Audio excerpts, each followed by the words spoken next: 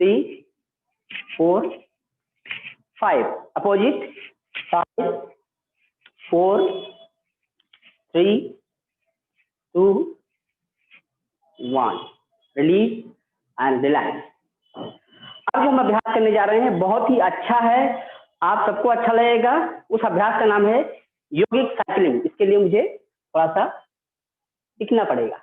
आप लोग बस ही जाओ, अपने जगह पर आप बस ही जाओ, अपने जगह पर बैठ जाइए। और अगला अभ्यास हम लोग कर रहे हैं साइकिलिंग, योगिक साइकिलिंग।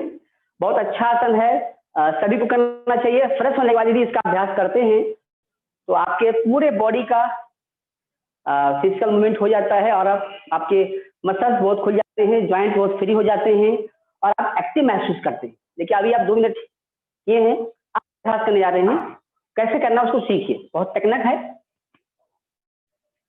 सबसे पहले आपको सुखासन में बैठना है। इस आसन को सुखासन कहते हैं।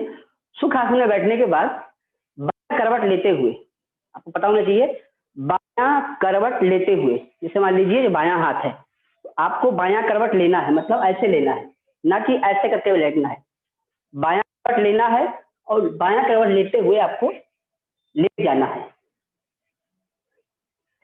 लेट जाने के बाद जो साइकिलिंग है, सबसे पहले दोनों पैर उठाइए, आप दोनों हाथ उठाइए और देखिए इसमें क्रम क्या है, सिर भी उठेगा, याद रखिए सिर भी उठेगा। अब इस सीक्वेंस में जैसे साइकिल चलती है तो जब ये हाथ जाएगा ये पैर भी जाएगा, ठीक है।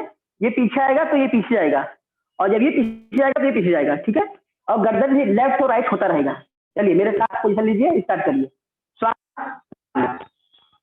एक बार श्वास लीजिए, श्वास छोड़ दीजिए, इसके बाद श्वास की गति समान, पोजीशन स्टार्ट करिए।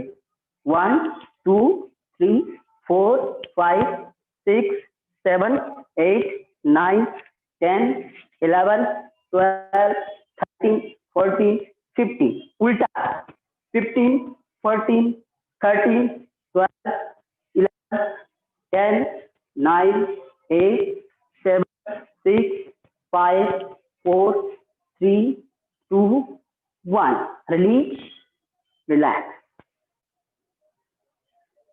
दोनों पैरों को फैला लीजिए साइड से, दोनों हाथ कमर के बगल में सीधा, लंबा गहरा सांस लीजिए। श्वास की गति को सामान्य करिए। जो मैंने आपको 15 बार कराया है ये एवरेज काउंटिंग है, बट यदि आपकी क्षमता वहां तक नहीं है तो आप 5 बार करिए, आपकी क्षमता नहीं है तो आप 10 बार करिए, जितनी आपकी क्षमता हो उसको फॉलो करना है। बट 15 बार मैंने आपको एवरेज कराया है। लंबा गहरा सांस लीजिए, धीरे धीरे सांस छोड़िए। श्वास की गति को सामान्य करिए और सामान्य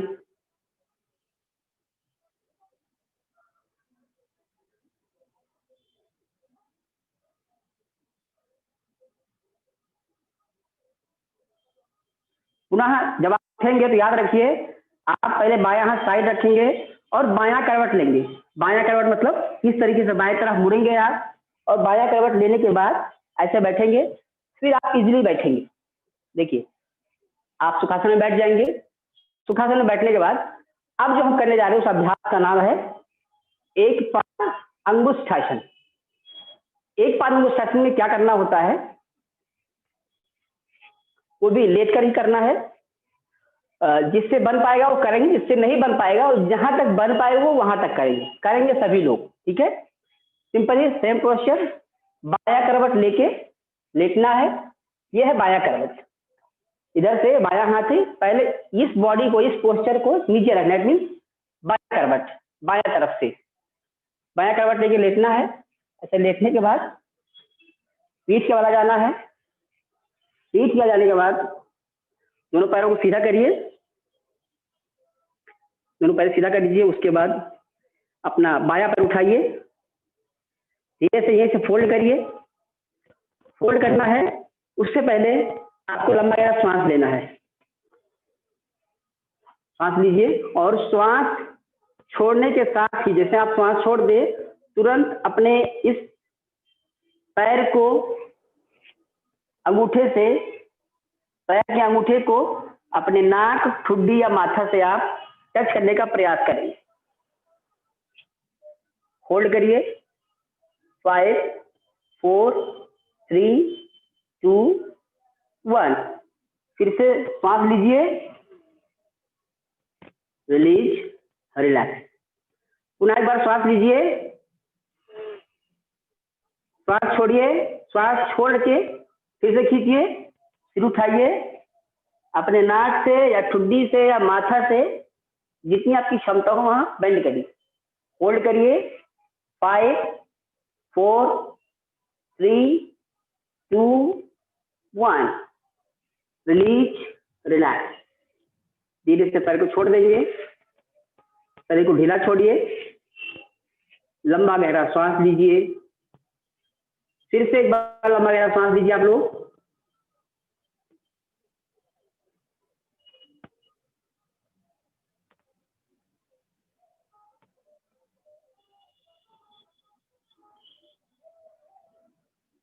रिलीज, रिलैक्स। इसी को दूसरा पैर से करेंगे। दूसरा पैर उठाइए, सिंपल पकड़िए, पहले सांस लीजिए, श्वास छोड़ करके अपने पैर को ठुड्डी की तरफ नाक से या माथा से स्पर्श करने का प्रयास करिए। सांस छोड़िए,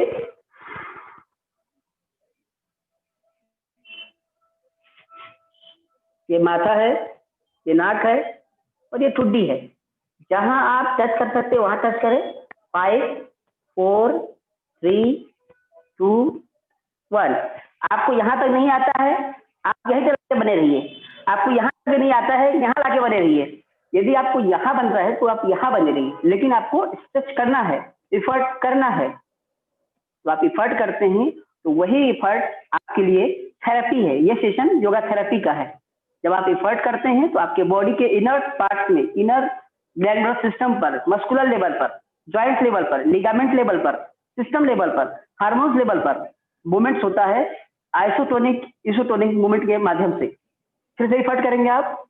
होल्ड करिए। 5 4 3 2 1। धीरे से रिलीज करेंगे। फिर से सांस लीजिए। जितना लंबा गहरा सांस लेंगे उतना अच्छा फील करेंगे। अंतिम बार इसी का अभ्यास करेंगे हम लोग। फिर से हाथ पैर उठाइए, सांस लीजिए, श्वास छोड़िए, सांस छोड़ करके टच करिए। 5 4 3 2 1। Release, relax, release and relax. एक बार फिर से इस अभ्यास के बाद फिर से आ जाएंगे सुखासन में। सुखासन में आने के बाद अगला अभ्यास हम लोग करने हैं, इसका नाम है द्विपाद अंगुष्ठासन। द्विपाद अंगुष्ठासन मतलब हमें दोनों पैरों से एक साथ या तो ठुड्डी से या तो नाक से या तो माथे से टच करना है। और मैं आपको बताना चाहूंगा, यदि आप इसका अभ्यास करते हैं तो आपका जो बैली फैट होता है, जो आपका पेल्विक गिडल में, जो आप सुना होगा आपने, बहुत कमर दर्द होता है या थोड़ा बहुत चल लेते हैं तो दर्द होने लगता है, कमर दर्द होने लगता है, हिप जॉइंट्स में जो है पेन होने लगता है, ये समस्याएं आपका जड़ से धीरे धीरे खत्म होने लगेगा। ये इतना प्रभावशाली आसन है। अगला अभ्यास हम करने जा रहे हैं द्विपाद अंगुष्ठासन। अभ्यास करने से पहले आपको मालूम है हमेशा हमेशा और हमेशा बायां करवट लेते हुए ही आपको अगले आसन के लिए चलना है। बायां करवट ये हो गया। फिर से हम लोग जाएंगे 12 करवट के लिए। बायां करवट आ गए और सेम प्रोसेस, लंबा गहरा सांस लीजिए आप लोग। लंबा गहरा सांस लेने के बाद दोनों पैर मोड़ लीजिए। सबसे पहले दोनों पैर उठा लीजिए, ऐसे हल्का सा बेंड कर लीजिए। दोनों हाथ उठाइए, दोनों हाथों को पैरों को पास लाइए, इंटरलॉक करिए। इंटरलॉक आप ऐसा भी कर सकते हैं, आपकी जितनी क्षमता हो उसके अकॉर्डिंग, जैसा आप कर पाए वैसा कर सकते हैं। आप चाहे तो इंटरलॉक ऐसे भी कर सकते हैं, बट अच्छा रहेगा ऐसा करिए, है ना। ऐसा करने के बाद लंबा गहरा सांस लीजिए। सांस लेने के बाद आप पूरे सांस को मुख से छोड़िए। और दोनों पैरों को नीचे की तरफ और प्रेस करिए। 5 4 3 2 1। फिर से सांस लीजिए, लंबा गहरा सांस लीजिए।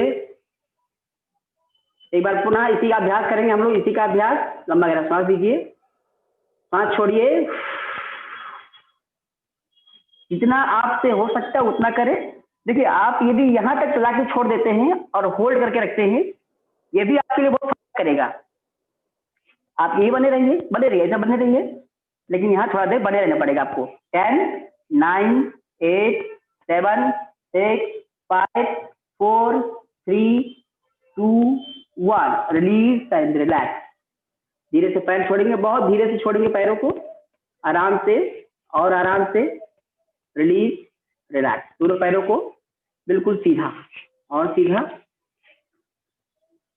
समान स्थिति। Release and relax. फिर से लंबा गहरा सांस लीजिए,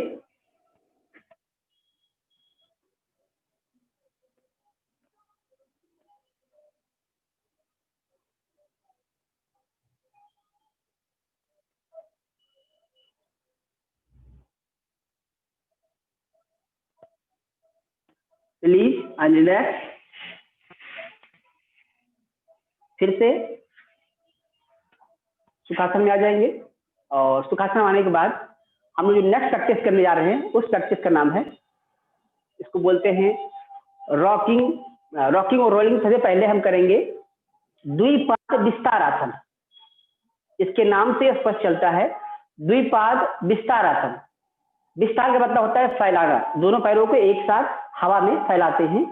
तो थोड़ा सा देखेंगे और जो आपको समझ में आ जाए उसके बाद करेंगे। देखिए, ये नहीं है कि मेरा इतना नहीं हो पाता है या मैं नहीं कर पाऊंगा, मैं नहीं कर पाऊंगी। Yoga therapy it means effort. आपसे जितना बन पाते हैं उतना आप करिए, वही आपके लिए थेरेपी है। जरूरी नहीं है कि हम फाइनल पोस्चर करते हो आप फाइनल पोस्चर करें, ऐसा नहीं है। हम लोग भी क्या होता है कि हम लंबे समय से अभ्यास चल रहे हैं, अभ्यास पे हैं, तो हम थोड़ा अच्छा कर लेते हैं।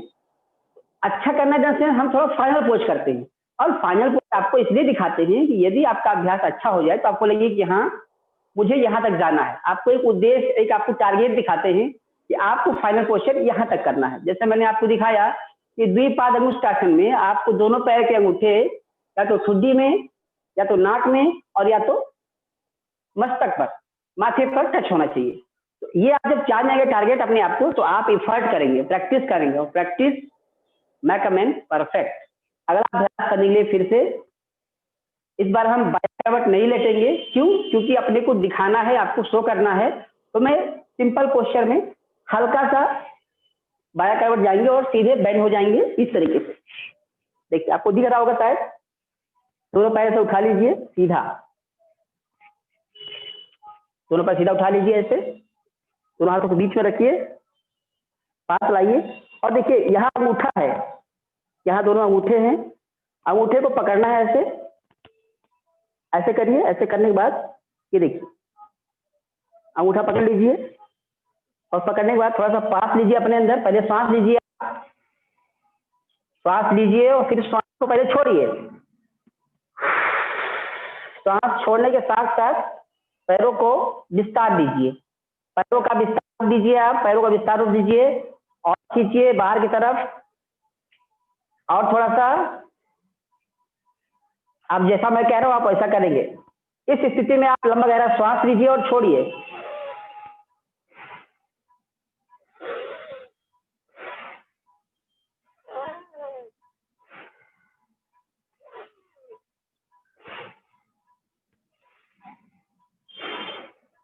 इसी को थोड़ा डायनेमिक करेंगे। 1 2 3 4 5 6 7 8 9 10। Release and relax. चलो, पैरों को सीधा करिए पहले, आराम से रखिए, दोनों पैरों को सीधा करिए, सीधा करिए, हाथ का सही पोस्चर लीजिए, धीरे से बेंड करिए। इसके बाद दोनों पैरों को जमीन पर रखिए,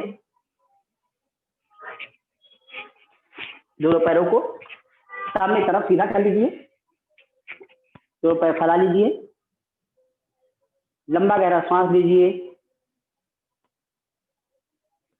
धीरे धीरे सांस छोड़िए।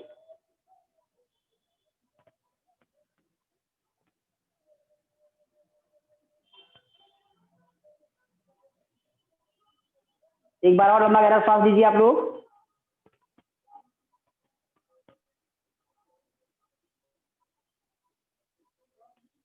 Release, relax. फिर से बायां करवट ले करके उठ के बैठ जाइए अपनी जगह पर, बायां करवट ले करके उठ के बैठ जाइए, बस ही जाओ, बायां करवट ले करके बस ही जाओ। अगला अभ्यास और जो सेकंड और लास्ट हम अभ्यास करने जा रहे हैं, इसका नाम है रॉकिंग रोलिंग। कहीं कहीं इसको एस व्यासा वगैरह बेंगलोर वगैरह में इसको योगिक रॉकिंग रोलिंग बोलते हैं, और कहीं कहीं इसको सिर्फ रॉकिंग रोलिंग कहते हैं।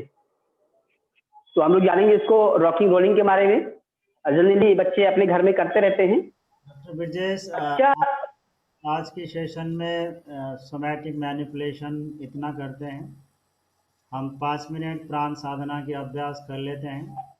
आप लोग सभी योग के अच्छे प्रैक्टिशनर हैं, फिर भी हम थेरापेटिक योग को ग्रेजुअली करें और उसके ज्ञान विज्ञान और एक्सपीरियंस को अच्छे से समझें तो ज़्यादा अच्छा है। हमारी यात्रा लंबी है, हम अभी काफ़ी लंबा सत्संग करने वाले हैं। तो अभी आपने अपने शरीर को एड्रेस करने वाले कुछ अभ्यास डॉक्टर ब्रिजेश के साथ किया। मैं आपको ग्रिड में देख रहा हूँ, आप लोग बहुत अच्छा प्रयत्न कर रहे हैं। और डॉक्टर ब्रिजेश, मैं आपको एक रिक्वेस्ट कर रहा था, शुरू में आप बता दें कि किसे करना है किसे नहीं करना है तो थोड़ा सा ज़्यादा अच्छा होगा।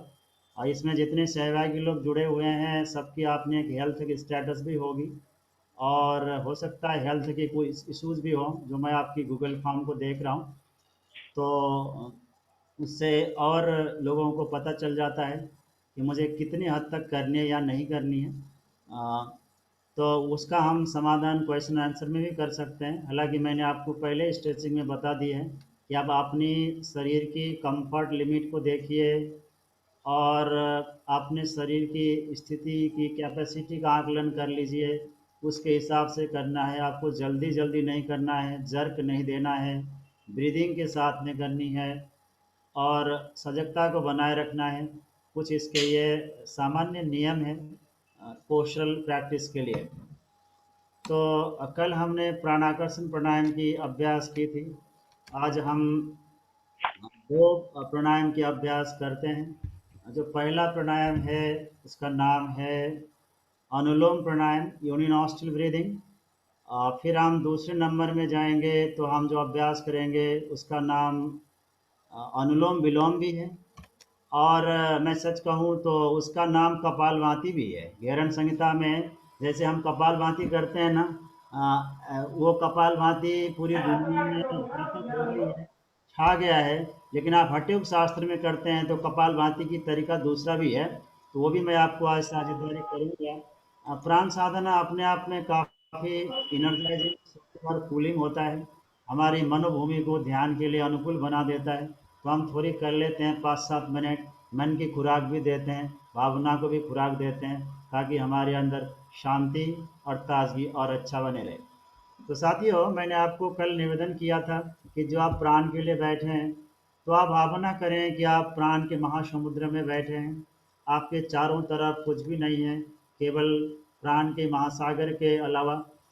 यानी अपने शरीर को आप हल्का महसूस कीजिए, और सच कहूँ तो अपने आप को एक क्वांटम पार्टिकल के रूप में फील करिए, और उस प्राण ऊर्जा को अपने चेहरे के इर्द गिर्द अपने मुंहमंडल के नज़दीक आप ज़्यादा सघन फील करिए, और ऐसे भाव से आप प्राण का आह्वान करिए, ॐ भूं भुवं स्वः महं जनं तपं सत्यं तत्सवितुर्वरेण्यं भर्गो देवस्य धीमहि धियो यो नः प्रचोदयात् ॐ आपो ज्योतिरसोमृतं ब्रह्मभूर्भुवः स्वः।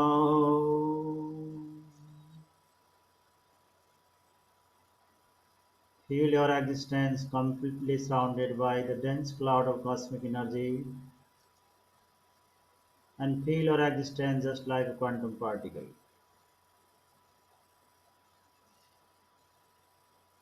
Feel yourself prepared physically, mentally, and emotionally for the breath regulation. धीरे से आपने आंख को खोलिए। साथियों, आज हमने हठयोग के बारे में चर्चा की थी और आपको ये निवेदन किया था। हठयोग का मतलब होता है कि हमारे सोलर और लूनर चैनल के बीच में हार्मनी और बैलेंस इंड्यूस करना। तो ये बंद मुद्रा और प्राणायाम के अभ्यास से काफ़ी सहज होता है। तो प्राणायाम की सबसे पहले स्टेप में हमें दोनों एनर्जी चैनल्स को एक्टिव करनी चाहिए। सबसे पहले हम बायां नाक से 10 से 30 बार, ये आपकी सहजता और कंफर्ट लिमिट के हिसाब से आपको तय करना है। आपको दायां नाक को नॉस्ट्रिल से बंद करना है और बायां नाक से 10 से 30 बार श्वास को लेना है, छोड़ना है। फिर आपकी बाएं नाक को लिटिल फिंगर और रिंग फिंगर से बंद करना है। फिर आपको दायां नासिका से, राइट नॉस्ट्रिल से श्वास को 10 से 30 बार लेना, छोड़ना है। दैट्स अप टू यू कितने फ्रीक्वेंसी आप कर पाएंगे। तो सबसे पहले हम लेफ्ट चैनल को एक्टिवेट करते हैं, कूलिंग चैनल को, फिर हीटिंग को। जब दोनों चैनल एक्टिवेट हो जाए तो फिर हम प्राणायाम के अगले अभ्यास के लिए तैयार हो जाते हैं। मैं अभ्यास कर रहा हूँ। आपको मेरा जो इंस्ट्रक्शन है इस पर समझ में भी आया होगा। चलिए मेरे साथ शुरू करिए। Let's start the forceful inhalation and exhalation through left nostril. केवल बाएं से लेना है, बाएं से छोड़ना है।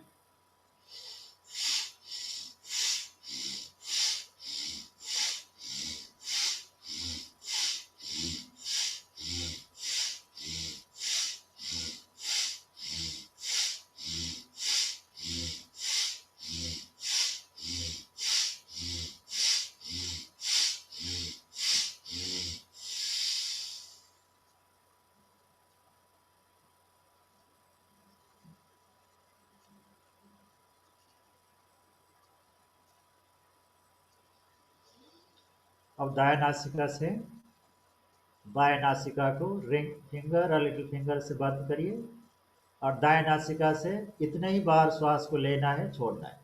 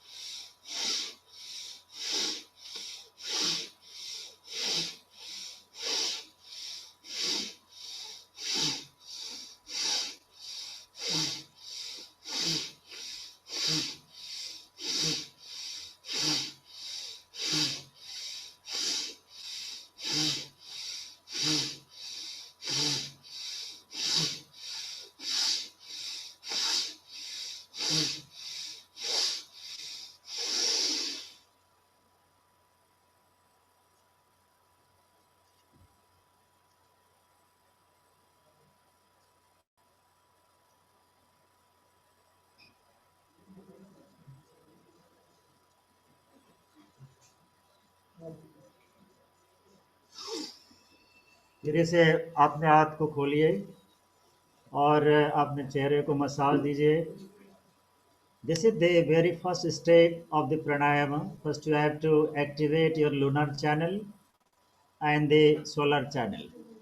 And once you will activate and clear the left and the right nasal cycle, you get prepared for further practice of pranayama and breath regulation.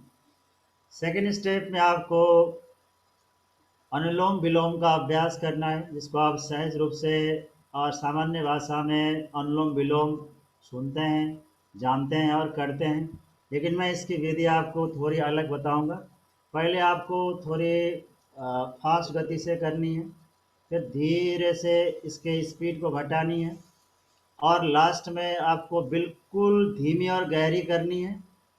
और लास्ट अवस्था में आपको श्वास को लेके थोड़ी रोकनी भी है, अंत कुंभक भी लगानी है, और श्वास को छोड़ के भी रोकनी है। यानी पहले फास्ट, फिर मॉडरेट, फिर माइल्ड, फिर डीप स्लो कुंभक के साथ में। मेरे साथ अभ्यास आप करिए। Let's start.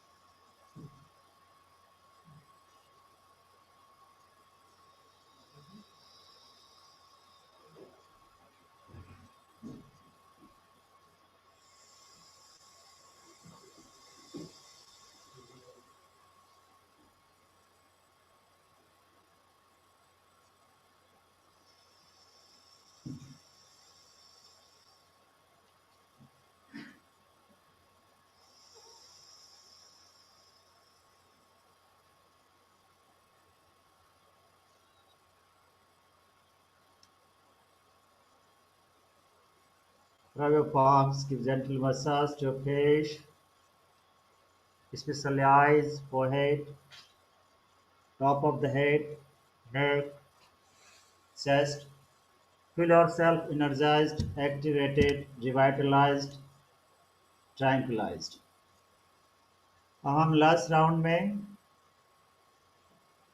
ओमकार ध्वनि के उच्चारण करेंगे चक्र की जागृति की मनोभाव से।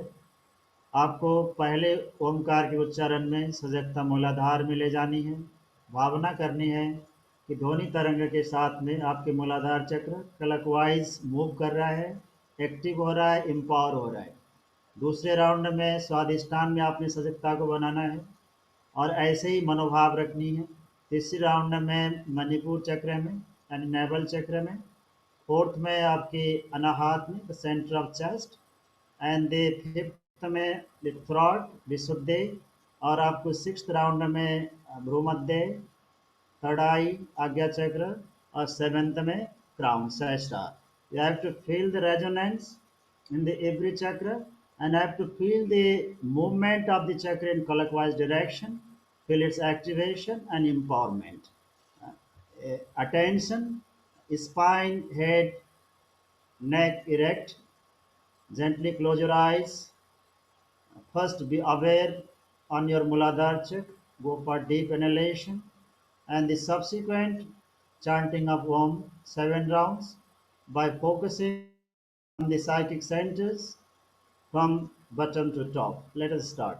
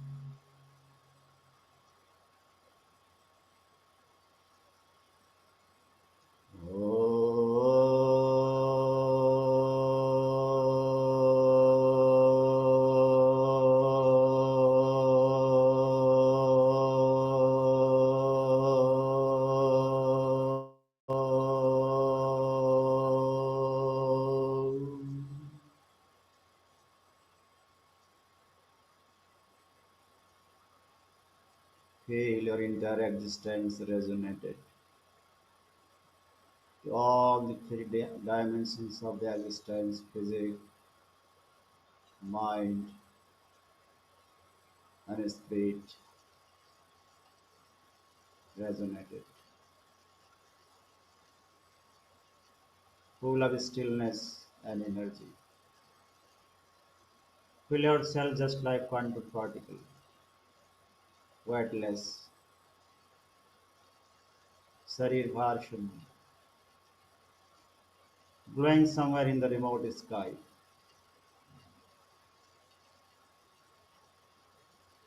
आकाश गमन, शरीर भार शून्य, संपूर्ण अस्तित्व ऊर्जा कण की तरह. Mentally say, I am not a body, not mind, not intellect, not ego. I am part of cosmic consciousness. I am immortal, eternal, omnipresent, omnipotent, omniscient, and full of bliss. My real form is full of everlasting bliss.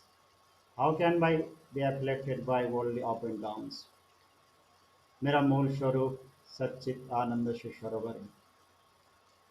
मेरा वास्तविक स्वरूप शाश्वत आनंद से सरोवर है. मैं संसार की उलझनों से, सुख और दुख से कैसे प्रभावित हो सकता? धीरे से अपनी सजगता को नासिका में ले आइए. आती जाती श्वास को प्रवाह करिए. Bring your awareness to your physics, especially on the ongoing and outgoing breath, on the nasal nets.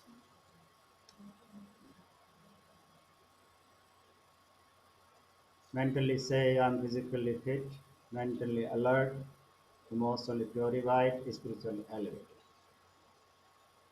हमारे बाद तीन शरीर की प्रार्थना को मन ही मन दोहराइए. ओम तमसो मा ज्योतिर्गमय असतो मा सद्गमय मृतोर्मामृतं गमय. ओम शांति शांति शांति. हरि ओम.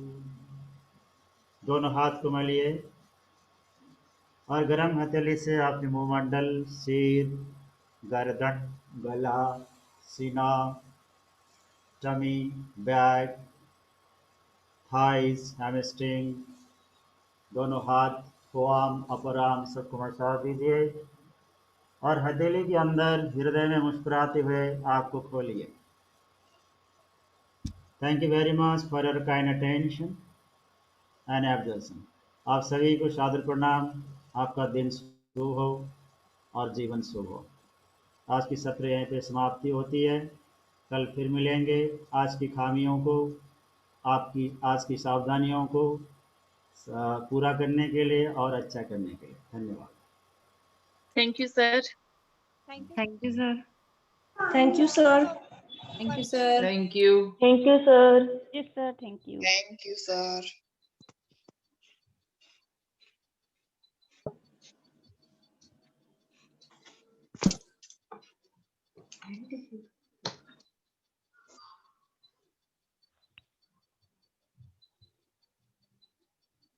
नमस्ते सभी लोगों को.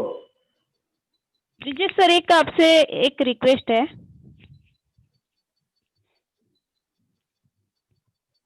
हेलो सर, आपकी आवाज नहीं आ रही है. नहीं, आवाज आ रही, बोलिए आप.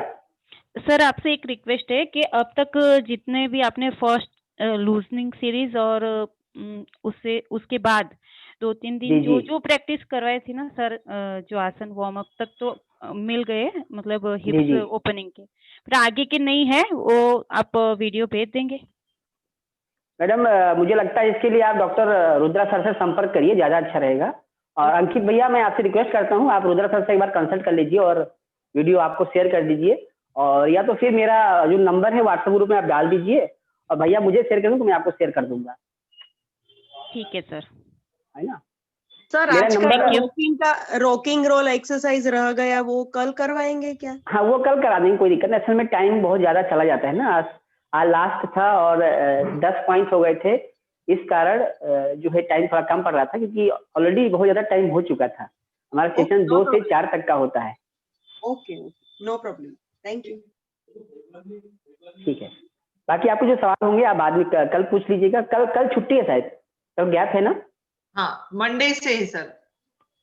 हाँ मंडे से। आप लोग सब अच्छा कर रहे हैं, अच्छा लग रहा है। आप लोग जो अभी भी लगे हुए हैं, एफर्ट्स कर रहे हैं, ये अच्छी बात है। और मुझे इन सब के अलावा सबसे अच्छा ये लगता है कि व्यक्ति अपने हेल्थ को लेकर के सचेत है, अवेयर है। और उससे अच्छा बात यह है कि आप यदि प्रोफेशन में भी जुड़े हुए हैं योग से, तो योग की जो अच्छाइयां हैं सबसे खास बात है। आप देखिए, योग जुड़ने से क्या मतलब होता है, योग से हम जुड़े हुए हैं तो योग हमें स्वास्थ्य देता है, साथ से समृद्धि देता है, साथ से हमारे अंदर शांति लाता है, साथ से हमारे अंदर संतोष पैदा करता है, साथ से हमें सम्मान देता है, साथ से हमारे अंदर संस्कार आता है। जो व्यक्ति जिम में करता होगा वो एक बार खुले जगह पर सिगरेट पिएगा तो कोई कुछ नहीं कहेगा, लेकिन एक बार एक व्यक्ति योग करने वाले व्यक्ति उसका मन ही नहीं करेगा। तो ये साइको फिजियोलॉजिकल रिएक्शन होते हैं जो आपके अंदर, आपके इनर पर्सनालिटी में वो चीज नहीं आने देता है। आपके अंदर यदि कोई वृत्तियां हैं तो वृत्तियां धीरे धीरे डाउन होंगी, धीरे धीरे कम होंगी। तो ये एक योग का बहुत अच्छा, यदि आप योग के फील्ड में कैरियर हैं, अभी जॉब कर रहे हैं, या योगा टीचर हैं, योगा थेरेपिस्ट हैं, आप जहां भी हैं, ये फील्ड बहुत अच्छा है। और इसमें आपका स्वास्थ्य तो अच्छा रहता ही रहता है, आप दूसरों का भी कल्याण करते हैं, आप उसको स्वास्थ्य प्राप्ति देते हैं, और क्षणिक नहीं, हमेशा के लिए। तो सबसे अच्छा यही बात है कि आप अच्छे फील्ड में जुड़े हुए हैं, और इसके लिए निरंतर सतत अभ्यासरत हैं कि और बेटर और परफेक्शन की ओर कैसे हम जाएं। तो निश्चित है कि आप सब लोग बहुत अच्छा कर रहे हैं। इसी बात के साथ मैं अपनी बात को विराम देता हूं। सभी लोग को नमस्कार। आवजो आवजो सर। नमस्कार सर, आवजो। नमस्कार, आओ। मेरा नंबर आप ऐड कर दीजिएगा व्हाट्सएप में, मैं आपको नंबर दे दे रहा हूँ, मैंने कल भी दिया था, है ना। मैंने आपको नंबर दे दिया है, डॉक्टर ब्रजेश, है ना। एडमिन ही कर सकते हैं ना? ईरेन भाई को बोलो। अंकित सर यार भी कर सकते हैं। ओके कर देंगे तो अच्छा रहेगा। जैसे मान लीजिए सेशन से पहले भाई हम कई बार चेयर योगा भी कराते हैं, तो बता देंगे आपको कि भाई आपको चेयर एक सुटेबल वेल मेंटेन चेयर होना चाहिए, अच्छा रहेगा। तो छोटी छोटी जानकारियां हैं, कभी कभी हम अंकित भाई को बोलो करेंगे। सर वो अंकित भाई को बोलो। मैं बात बता रहा हूँ, आपका जो पोस्चर है ना बहुत अच्छा बनता है, तो हम भी प्रेरित हो रहे हैं। तो मैं भी एक योग टीचर हूँ, मेरा इतना नहीं हो रहा है अभी। होगा, सबका होगा, मेरा भी नहीं हो रहा है। सबका होगा, मैं सबका कराऊंगा। मैं आपको विश्वास दिलाता हूँ, आपके सामने एक्सपर्ट बैठा हुआ, मैं सबको कराऊंगा, बस टेक्निकली कराऊंगा, थोड़ा टाइम लगेगा। मुझे हफ्ते भर का टाइम दीजिए आप। You please give me 7 days. आप मुझे 7 दिन का समय दीजिए। हाँ, आपको थोड़ा कोई कर लेगा, स्ट्रेंथ बढ़े ऐसा कुछ करवाना। बिल्कुल। खाना पीना मतलब जो मिताहार के बारे में योग में आता है ना, तो हाँ। तो कैसे खाना खाते हो, कितने बजे खाते हो, क्या क्या खाते हो, थोड़ा हमको भी सिखाना। देखिए, यदि मैं आपको अपनी लाइफ स्टाइल बता दे रहा हूँ, मैं शाम का समय खाना बहुत कम खाता हूँ, ना के बराबर नहीं खाता हूँ। मुझे याद है 15 से 20 दिन हो गया मैंने चावल और रोटी नहीं खाया रात में।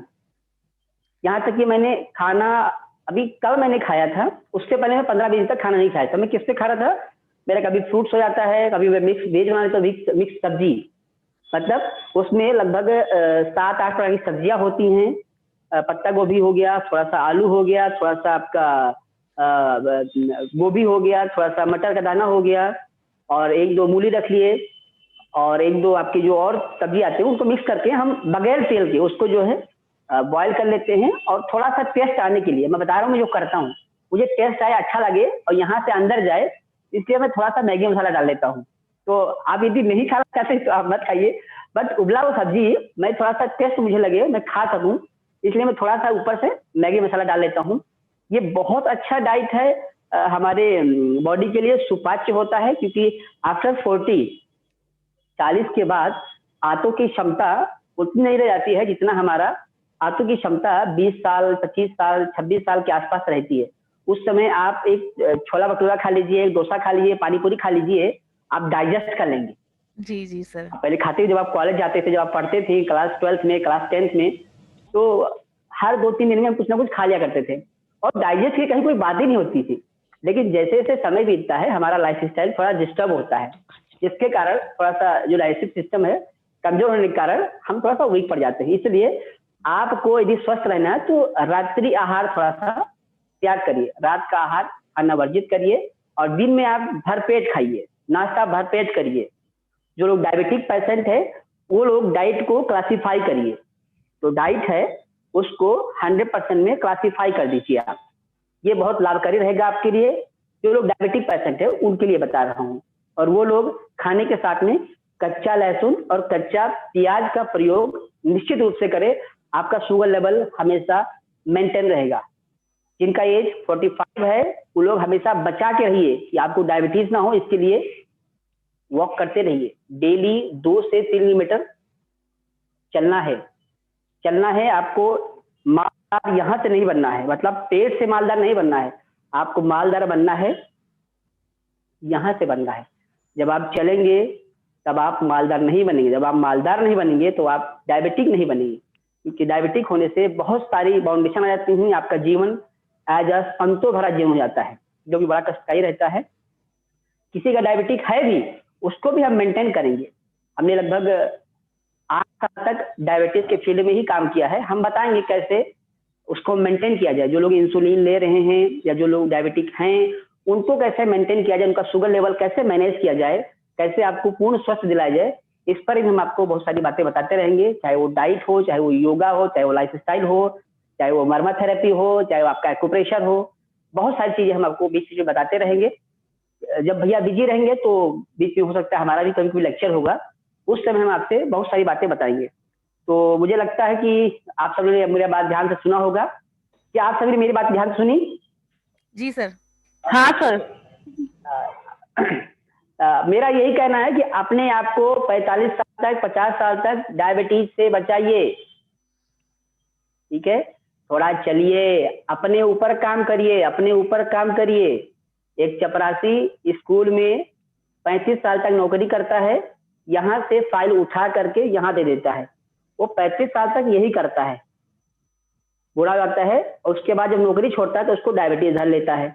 एक्चुअली वो धरता उसको इसलिए है कि उसने 35 साल तक काम अपने ऊपर नहीं किया है, अपने ऊपर ना करके उस फाइल के ऊपर किया है, उस ऑफिसर के ऊपर किया है, इसलिए वो डायबिटिक हो जाता है। आपको अपने ऊपर काम करना है, अपने फिजिकल फिटनेस को लेकर के, अपने मेंटल इश्यूज को लेकर के, अपने हेल्थ इश्यूज को लेकर के, अपने होलिस्टिक पर्सनालिटी को लेकर के। जब आप अपने ऊपर काम करते हैं तो आप अपने फील्ड के कैरियर को अच्छा बनाते हैं, आप अपने हेल्थ को अच्छा बनाते हैं, आप अपने कॉग्निशन को अच्छा बनाते हैं, आप अपने IQ को अच्छा बनाते हैं, आप अपनी EQ को अच्छा बनाते हैं, आप अपने SQ को अच्छा बनाते हैं, आपका बिहेवियर स्किल बहुत अच्छा हो जाता है, आपका फैमिली में आपका रिस्पॉन्स, आपका बिहेवियर बहुत ही मॉडिफाई हो जाता है, स्किलफुल वाला हो जाता है।